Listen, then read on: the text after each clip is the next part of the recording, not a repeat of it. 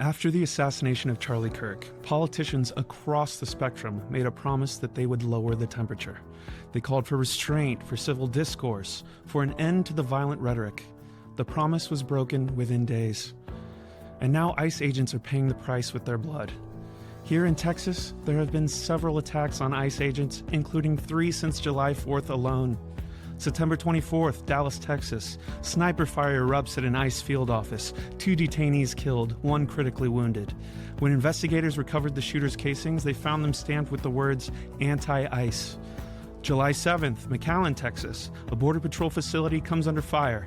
3 law enforcement personnel wounded. The shooters fled into the night. July 4th, Alvarado, Texas. Assailants lured ICE outside and opened fire, shooting 1 officer in the neck. Agency vehicles were found spray-painted with ICE pig. The statistics tell the story. According to the Department of Homeland Security, there has been a 1,000% increase in assaults on ICE officers. Listen to the language. Democrats call immigration officers the Gestapo. They compare agents to Nazi brown shirts.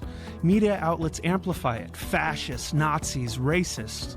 This isn't hyperbole. This is strategic. Because when you call someone a Nazi, you're not just insulting them. You're giving everyone else permission to do whatever it takes to stop them. If ICE agents are Nazis, then any form of resistance becomes justified. You don't negotiate with Nazis. You don't vote them out. You stop them by any means necessary. The violence isn't an unfortunate consequence of the rhetoric. It's the entire point.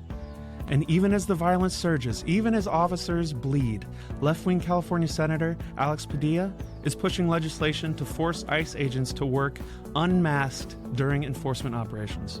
Think about that. As officers are shot in the neck, as their families are doxxed and targeted, some lawmakers want to make it easier to identify them. When you systematically dehumanize federal law enforcement, like when you call them Nazis, you give moral permission for violence. These officers bleeding in Texas are Americans, their fathers and their mothers. They're doing their jobs. They're enforcing laws passed by Congress, signed by Democrat and Republican presidents alike, and upheld by courts for decades. And they're being hunted for it. When members of Congress stand on the floor and compare ICE to Nazis, the public doesn't hear criticism, they hear permission. Permission to stop the fascist by any means necessary. This rhetoric has to end before the violence gets even worse.